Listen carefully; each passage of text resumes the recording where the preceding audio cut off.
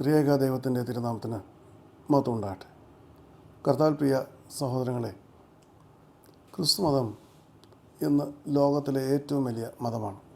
ക്രിസ്തുമതം എങ്ങനെയാണ് ലോകത്തിലെ ഏറ്റവും വലിയ മതമായതെന്ന് നാം ചിന്തിക്കുമ്പോൾ, ക്രിസ്തുവിനെ അനുഭവമാക്കിയവരുടേതായിട്ടുള്ള സാക്ഷ്യങ്ങളാണ് ഈ മതത്തെ മറ്റുള്ളവരിലേക്ക്, ലോകത്തിൻ്റെ വിവിധ ഭാഗങ്ങളിലേക്ക് വ്യാപിപ്പിക്കുവാനും ലോകത്തിലെ ഏറ്റവും വലിയ മതമാക്കി മാറ്റുവാനും മുഖാന്തരമായത്. ഇന്നത്തെ പോലെ പത്രമാധ്യമങ്ങളോ ഇലക്ട്രോണിക് മാധ്യമങ്ങളോ ഇല്ലാതിരുന്നൊരു കാലത്ത് സാക്ഷ്യങ്ങളെന്ന് പറയുമ്പോൾ വെറും വായ്മൊഴിയായിട്ടുള്ള സാക്ഷ്യങ്ങളാണ് അനേകർക്ക് ക്രിസ്തുവിനെ രുചിച്ചറിയുവാൻ മുഖാന്തരമൊരുക്കിയത്. ഭൂമിയിൽ ഒരു ചെറിയ പട്ടണത്തിൽ നടന്ന കാര്യം ആണ് ലോകമെമ്പാടും അറിയുവാനും അങ്ങനെ അനേകർക്ക് യേശുവിനെ കണ്ടെത്തുവാനും മുഖാന്തരമായത്. ഇസ്രായേൽ എന്ന് പറയുന്നത്, അല്ലെങ്കിൽ പലസ്തീൻ നാടെന്ന് പറയുന്നത് 120 മൈൽ വിസ്തീർണമുള്ളൊരു ഭൂപ്രദേശമാണ്. അവിടെ നടന്ന സംഭവ വികാസങ്ങളാണ് ലോക ചരിത്രത്തെ കീഴ്മേൽ മറിക്കുവാൻ തക്കവണ്ണം മുഖാന്തരമായത്. അതിൻ്റെ കാരണം യേശുവിനെക്കുറിച്ചുള്ള അനുഭവങ്ങളായിരുന്നു. ആ അനുഭവങ്ങൾ വായ്മൊഴിയായിട്ട് പറഞ്ഞ് ലോകത്തിൻ്റെ അനേക രാജ്യങ്ങളിൽ, ഭാരതത്തിൽ വരെ എത്തുവാൻ തക്കവണ്ണം അത് മുഖാന്തരമായി. എന്നാൽ ഇന്ന് ക്രൈസ്തവ സാക്ഷ്യങ്ങൾ വിരളമായിക്കൊണ്ടിരിക്കുന്ന ഒരു പരിതസ്ഥിതിയാണ് നാം കാണുന്നത്. ലോകത്തിലെ വലിയ വലിയ സഭകൾ, ആ സഭകളുടെ ആരാധനാക്രമങ്ങളിൽ സാക്ഷ്യമില്ല. സാക്ഷ്യങ്ങൾ പറയുവാൻ അവർ പ്രോത്സാഹിപ്പിക്കുന്നുമില്ല. പിന്നെ സാക്ഷ്യങ്ങളുള്ള സഭകളുണ്ട്, അത് ചെറുകിട സഭകളാണ്, ശുശ്രൂഷകളാണ്. എന്നാൽ അവിടെയും പരസ്യ സാക്ഷ്യങ്ങൾ കുറഞ്ഞുകൊണ്ടിരിക്കുന്ന ഒരവസ്ഥയാണ് നാം കാണുന്നത്. അവരുടെ ശുശ്രൂഷകളിൽ, അല്ലെങ്കിൽ അവരുടേതായിട്ടുള്ള ആരാധനകളിൽ ഒരു നിശ്ചിത സമയത്ത് യേശുക്രിസ്തു ചെയ്ത അത്ഭുതങ്ങളെക്കുറിച്ചും യേശുക്രിസ്തു ഇന്നും ജീവിക്കുന്നു എന്നതിനെക്കുറിച്ചുമുള്ള സാക്ഷികൾക്ക് സമയം നൽകും. അപ്പോൾ അതിൽ പങ്കെടുക്കുന്ന സഹോദരങ്ങൾ തങ്ങളുടെ അനുഭവങ്ങൾ ആ ചെറിയ കോൺഗ്രിഗേഷനിൽ അല്ലെങ്കിൽ അവരുടേതായിട്ടുള്ള സഭയിൽ പറയും. എന്നാൽ അവരുടെ ആരാധനാലയത്തിൻ്റെ 4 ഭിത്തികൾക്കപ്പുറം അവർ ആ സാക്ഷികൾ പറയുന്നില്ല. തന്നിമിത്തം യേശുക്രിസ്തു ഇന്നും ജീവിക്കുന്നുവെന്നും അവൻ രോഗികളെ സൗഖ്യമാക്കുന്നുവെന്നും ഭൂതങ്ങളെ പുറത്താക്കുന്നുവെന്നും ആർക്കും ചെയ്യുവാനാവാത്ത കാര്യങ്ങൾ അത്ഭുതങ്ങളായി ചെയ്യുന്നുവെന്നും ലോകത്തിന് മനസ്സിലാക്കുവാൻ കഴിയുന്നില്ല. അതിൻ്റെ കാരണമെന്ന് പറയുമ്പോൾ, യേശുക്രിസ്തുവിനെ കുറിച്ച് സാക്ഷ്യം പറയുമ്പോൾ അത് ഒരു അഭിമാനമായിട്ട് ആരും കാണുന്നില്ല. യേശുവിൽ നിന്ന് അനുഗ്രഹങ്ങൾ വേണം, യേശുവിൽ നിന്ന് അനുഗ്രഹങ്ങൾ പ്രാപിക്കുന്നു, അനുദിനം നടത്തുന്നു, ഒക്കെ ശരിയാണ്. പക്ഷേ ഞാൻ യേശുവിൻ്റേതായിട്ടുള്ള ഒരു സാക്ഷിയായിട്ട് എഴുന്നേൽക്കുവാൻ കഴിയണമെങ്കിൽ എനിക്ക് എൻ്റെ ജീവിതത്തിൽ എല്ലാത്തിനേക്കാളും ഉപരി യേശു ദൈവമായി ഞാൻ പരിഗണിക്കണം. അതുകൊണ്ട് സാക്ഷി പറഞ്ഞു എന്നുള്ള സംതൃപ്തി അടയുവാൻ തക്കവണ്ണം, അങ്ങനെ സംതൃപ്തി ഉണ്ടാകുവാൻ തക്കതിനോണം അനേകർ ആരാധനകളിൽ സാക്ഷികൾ പറയും. പക്ഷേ അതിനപ്പുറമായിട്ട് ആ ദേവാലയത്തിനോ ആരാധനാലയത്തിനോ പുറത്ത് സാക്ഷ്യം പറയുവാൻ അനേകർ കഴിയുന്നില്ല. കർത്താവിൻ്റെ ജീവിതകാലത്ത് ഒരു കണ്ണുപൊട്ടൻ്റെ സാക്ഷ്യം തിരുവചനത്തിൽ വിവരിക്കുന്നുണ്ട്. അത് ഒരു വലിയ സാക്ഷ്യമായിരുന്നു. അനേക സമ്മർദ്ദങ്ങളുടെ മുൻപിലും അനേക പരീക്ഷണങ്ങളുടെ മുൻപിലും അവൻ്റെ സാക്ഷ്യത്തിൽ ഉറച്ചു നിൽക്കുന്നതായിട്ട് നാം കാണുന്നുണ്ട്. അപ്രകാരം ഉറച്ചു നിന്നുകൊണ്ട് യേശുവിൻ്റെ മഹത്വത്തെക്കുറിച്ച് അവൻ വർണ്ണിക്കുവാൻ തുനിഞ്ഞപ്പോഴാണ് അവൻ അനേകമായ പ്രശ്നങ്ങൾ നേരിടേണ്ടി വന്നു. അവനെ യഹൂദ സഭയിൽ നിന്ന് പുറത്താക്കി, അതുമാത്രമല്ല അവനെ ഒറ്റപ്പെടുത്തി. എന്നിരുന്നാലും കാഴ്ച പ്രാപിച്ച കണ്ണുപൊട്ടൻ കർത്താവിന് വേണ്ടി നിലകൊണ്ടതിൻ്റെ പശ്ചാത്തലത്തിൽ യേശു അവനെ തന്നോട് ചേർക്കുന്നതും അവന് യേശുവിനെ വാസ്തവമായിട്ട് കാണുവാനും അനുഭവിക്കുവാനും കഴിഞ്ഞെന്ന് നമുക്ക് മനസ്സിലാക്കുവാൻ കഴിയും. ഒരു കണ്ണുപൊട്ടൻ എന്ന് പറയുമ്പോൾ അവന് അക്ഷരാഭ്യാസം ഇല്ലാത്തവനാണ്. സമൂഹത്തിൻ്റെ യാതൊരു വിധത്തിലുള്ള അനുദിന ജീവിതക്രമങ്ങളിൽ പങ്കെടുക്കുവാൻ കഴിയാത്തവനാണ്. ഒറ്റപ്പെട്ടവനാണ്. സമകാലീന സംഭവങ്ങളെക്കുറിച്ച് അറിയാത്തവനാണ്. അപ്പോൾ അങ്ങനെയുള്ള ഒരു കണ്ണുപൊട്ടൻ്റെ നിലപാട്, യേശുവിൽ നിന്ന് അവന് കാഴ്ച പ്രാപിച്ച ശേഷം അവൻ എടുത്ത ശക്തമായ നിലപാട്, അവൻ്റെ പ്രതികരണം യഹൂദ സഭയെപ്പോലും ഞെട്ടിക്കുവാൻ മതിയായവയായിരുന്നു. അവൻ അന്നത്തെ യഹൂദ സഭയുടെ മേധാവികളായിട്ട് പ്രവർത്തിച്ചിരുന്ന പരീശന്മാരോട് പറയുകയാണ്, വിശുദ്ധ യോഹന്നാൻ്റെ സുവിശേഷം 9-ാം അധ്യായം 33-ാം വാക്യത്തിൽ കാണുവാൻ കഴിയും. ദൈവത്തിൻ്റെ അടുക്കൽ നിന്ന് വന്നവനല്ലെങ്കിൽ അവന് യാതൊന്നും ചെയ്യുവാൻ കഴിയുകയില്ല. If this man were not of God, he could do nothing. You see, Christianity is a religion which has reached this stage or has become the biggest religion in the world because of testimonies. And these testimonies came through ages when there was no electronic media or any other sort of media. It was all done through the spoken word. So that's how we find it spread from a small, tiny country, about 120 miles in area. All that happening in these 120 miles of area. And that spread from there to the different parts of the world. How? By word of mouth. It was the experience of Jesus that made people witness about Jesus. They witnessed about Jesus and people experienced Jesus again through those witnesses, through those testimonies. But today, testimonies are very rare in the ancient churches because Christians are speaking to Christians. At that time, Christians were speaking to non-Christians. It is not because we don't have non-Christians around, but we are reluctant or shy to speak about Jesus. There are churches, not big like other churches, ancient churches, but there they allow testimonies. But there again we find the people who give their testimonies restrict their testimonies within the four walls of the church. They are not bold enough to give their testimony outside the four walls. So much so, Christianity is a shrinking religion. So many are leaving Christianity. Why? Because they do not understand, they do not believe, they do not experience Jesus Christ as they have understood in the past, as they read in the past. It's not because Christ is not working. It is because people are not expressing their great experience in Jesus Christ to the world. Testimonies play a very vital role in the growth of any religion. And Christianity is the best example for that. So here we find the testimony of a blind man. Testimony of this blind man shakes the Pharisees. Pharisees were the leaders in the Jewish church.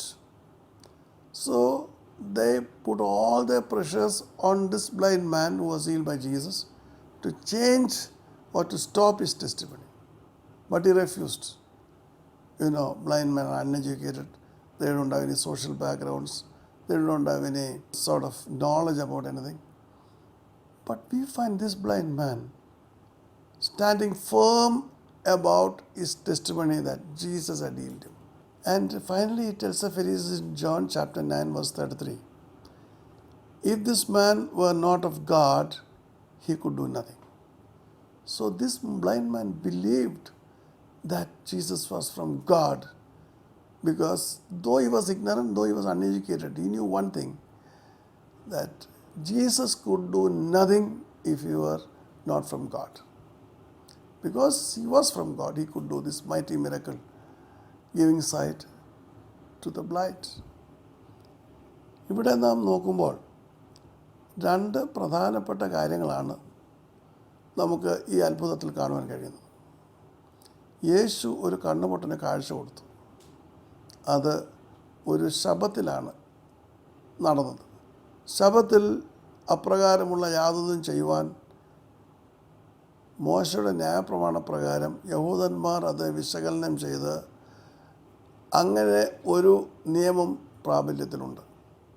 ശബ്ബത്തിൽ ഇത്ര അടി കൂടുതൽ നടക്കുവാൻ കഴിയുകയില്ല, ഭാരം ചുമക്കുവാൻ കഴിയുകയില്ല, അങ്ങനെ ഒരുപാട് കാര്യങ്ങൾ, പ്രവർത്തികൾ ചെയ്യുവാൻ കഴിയുകയില്ല.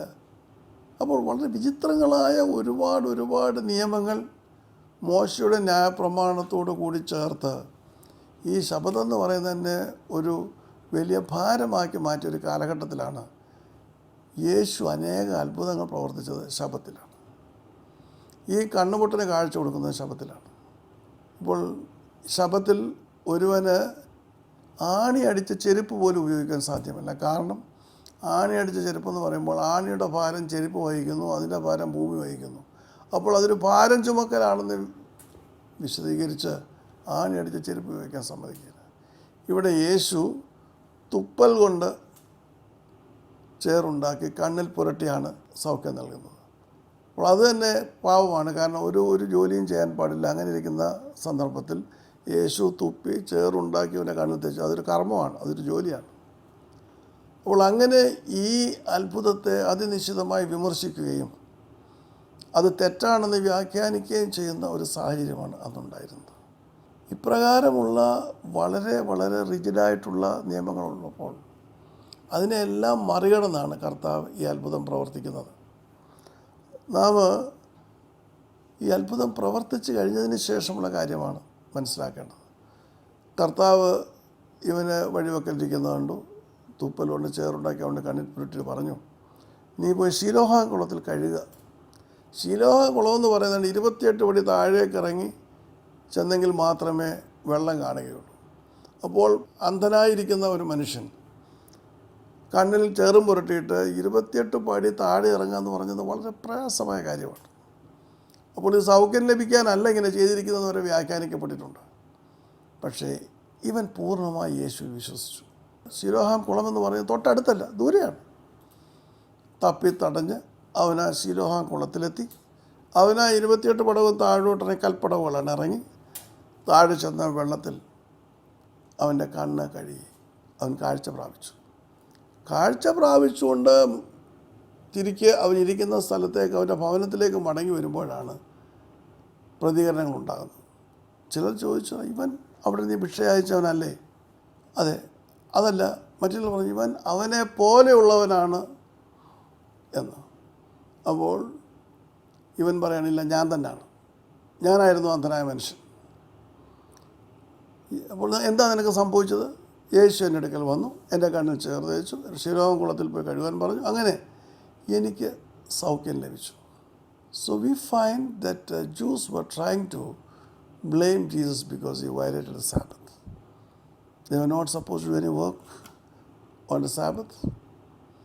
So Jesus has violated the Sabbath because he has given sight to a blind man. There are many rules that prevent Jews from working on the Sabbath. Here we find Jesus making the clay, and then by spitting on the ground he made clay and he put it on the blind man's eyes. So that itself is a work. Something is done. Some toil is there. So he has violated the Sabbath.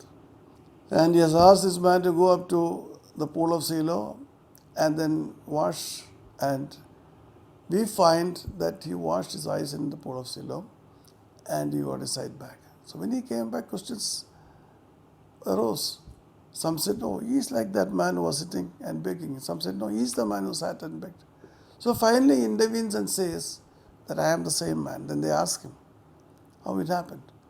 Then he says about Jesus, that's his first testimony. He tells the people around that Jesus came to him and told him, he spoke to him, and then finally how he got his healing. So after listening to his testimony, in the 13th verse we see that they take him to the Pharisees. ഇവരിതെല്ലാം കേട്ടു. അവൻ തന്നെയാണ് മനുഷ്യൻ, വേറെ ആരുമല്ല. ഇവൻ അവിടെ നിന്ന് യാചിച്ചുകൊണ്ടിരുന്ന മനുഷ്യൻ തന്നെയാണ്. ഇവൻ പൊട്ടക്കണനായിരുന്നു, അവന് സൗഖ്യം പ്രാപിച്ചെന്ന് മനസ്സിലാക്കിയ ശേഷം പരീശന്മാരുടെ അടുത്തേക്ക് കൊണ്ടുപോവുകയാണ്.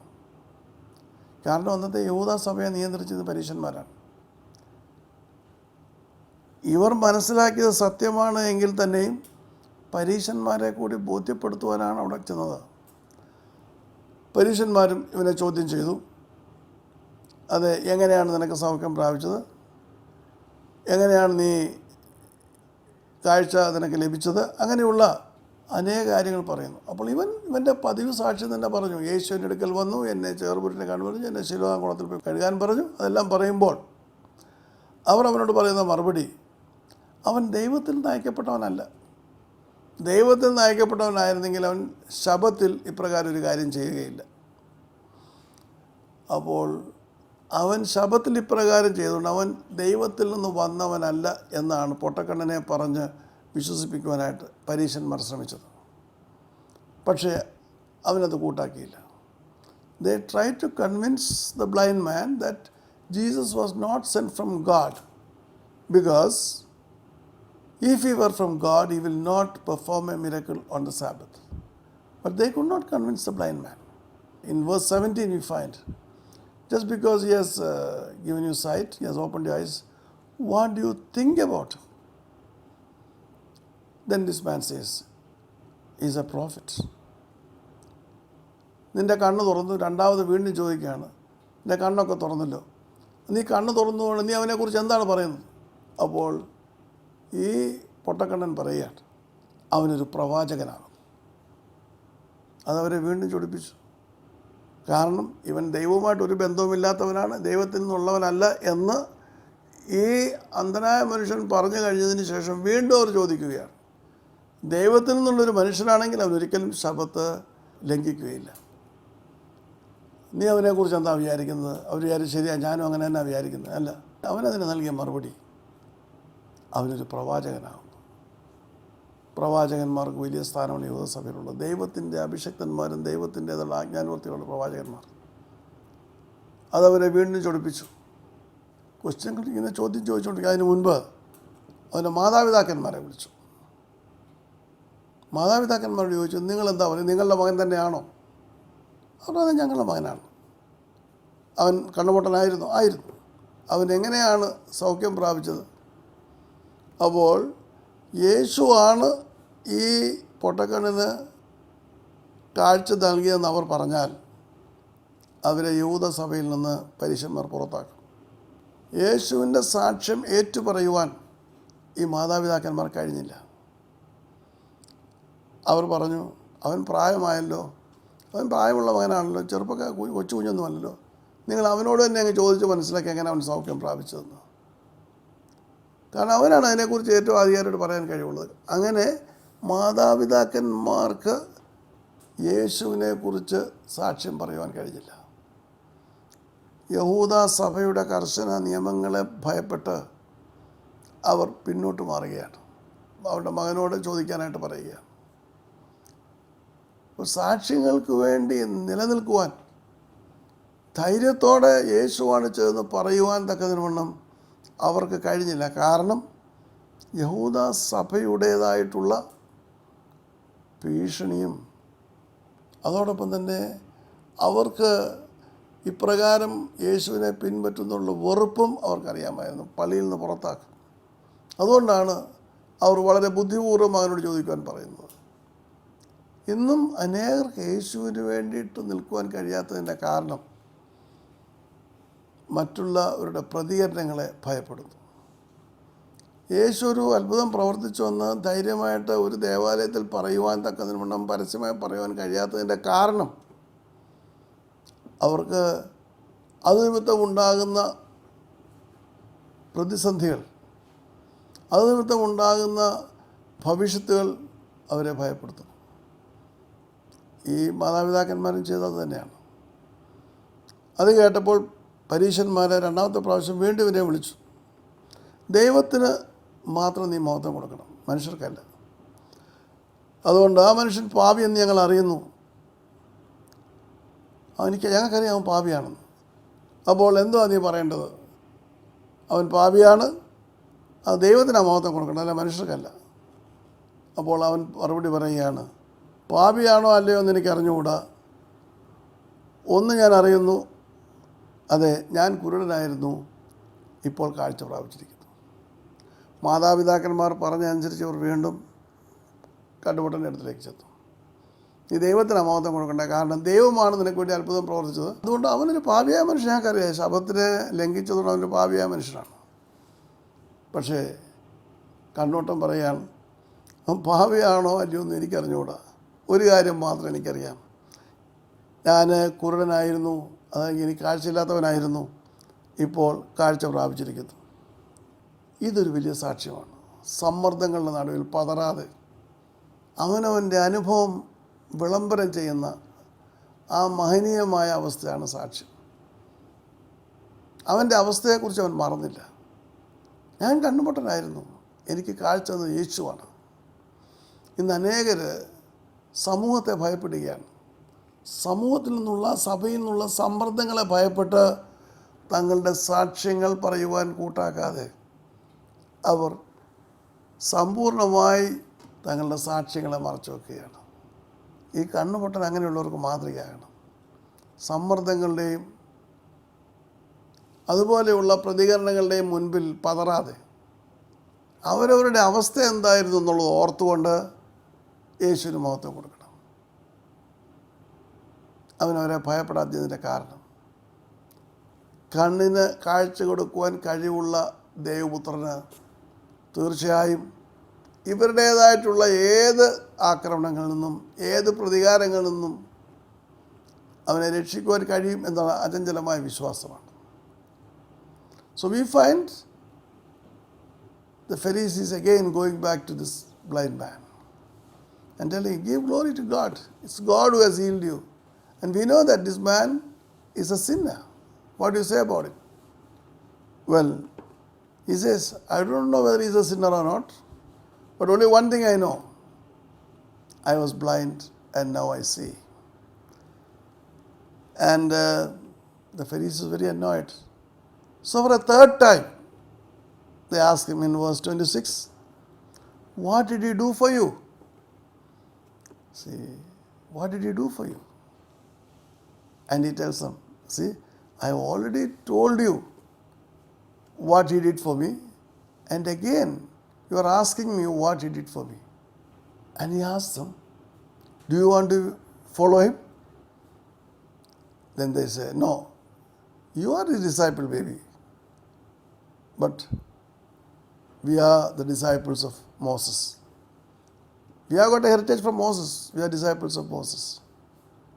Then this man finally tells him, we know that God doesn't hear the prayers of a sinner. You see? He hears the prayers of only those who does his will. And that's why I am healed. അപ്പോൾ പരീശന്മാർ കോപാകുലരായി അവർ പറയുകയാണ്, നീ അവൻ്റെ ശിഷ്യരാണ്, ഞങ്ങൾ മോശയുടെ ശിഷ്യന്മാരാകുന്നു. മോശയുടെ പാരമ്പര്യം, മോശയുടെ ന്യായപ്രമാണമാണ് അവർ ഉയർത്തിപ്പിടിക്കുന്നത്. അപ്പോൾ ഈ കണ്ണുപൊട്ടൻ 30-31 വാക്യത്തിൽ അവൻ്റെ അവസാനമായി പറയുകയാണ്, പാപിയുടെ പ്രാർത്ഥനകൾ ദൈവം കേൾക്കുന്നില്ല എന്നും ദൈവത്തിൻ്റെ ഇഷ്ടം ചെയ്യുന്നതിൻ്റെ പ്രാർത്ഥന ദൈവം കേൾക്കുന്നുവെന്നും നാം അറിയുന്നു. ദൈവത്തിൻ്റെ അടുക്കൽ നിന്നും വന്നവനല്ലെങ്കിൽ അവനൊന്നും ചെയ്യുവാൻ കഴിയുകയില്ല. അത് കഴിഞ്ഞപ്പോൾ അവർ അവനെ പള്ളി പ്രശ്നമാക്കി പുറത്ത് കളയുകയാണ്. കർത്താവിൽ സഹോദരങ്ങളെ, എത്രയോ പ്രാവശ്യം, ഏതാണ്ട് 4 പ്രാവശ്യം ആവർത്തിച്ച് യേശുവിനെക്കുറിച്ചുള്ള കണ്ണുപൊട്ടൻ്റെ സാക്ഷ്യത്തെ ഉടച്ചു കളയുവാൻ ശ്രമിച്ചപ്പോഴും അവൻ അചഞ്ചലനായി നിന്നുകൊണ്ട് അടിപതറാതെ യേശുവിന് വേണ്ടി മാത്രമാണ് സംസാരിച്ചത്. അവൻ്റെ സാക്ഷ്യത്തെ മറിക്കുവാൻ ആർക്കും കഴിഞ്ഞില്ല. എൻ്റെയും നിങ്ങളുടെ അനുദിന ജീവിതത്തിൽ സമ്മർദ്ദങ്ങളെയും ചുറ്റുപാടുകളെയും വകവെക്കാതെ ആ കണ്ണുപൊട്ടനെ പോലെ യേശുവിൻ്റെ സാക്ഷികളായിട്ട് മുൻപോട്ട് പോകുവാൻ ദൈവം കൃപ ചെയ്യട്ടെ. നമുക്ക് പ്രാർത്ഥിക്കാം.